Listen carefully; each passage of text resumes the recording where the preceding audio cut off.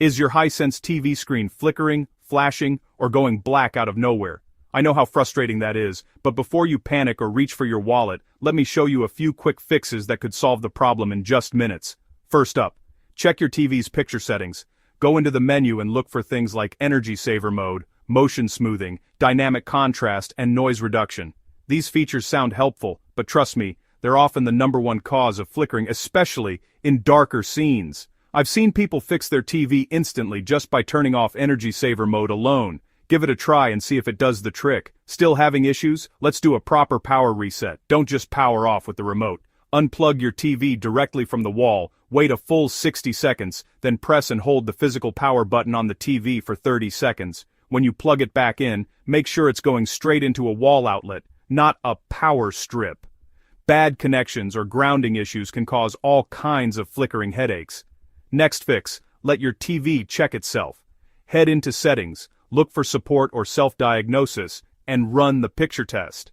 If you see flickering during the test, it could be a hardware issue. If not, you're probably dealing with a setting or input problem. Speaking of inputs, a dodgy HDMI cable is a sneaky culprit.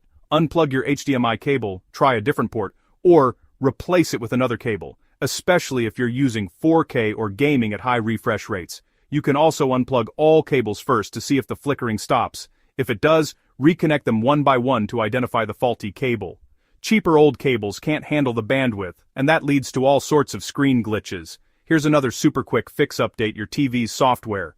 Go to Settings, About, then System Update, and grab any updates you see. Sometimes it's just a software bug, and an update will zap it instantly. If nothing's worked so far, consider a factory reset.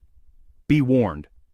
This will erase all your apps and settings, but it's worth a shot if you're fighting a stubborn glitch. And if your TV is still acting up, the issue might be inside the TV itself, things like a loose ribbon cable or a faulty board. At that point, it's best to call support or use your warranty if you can.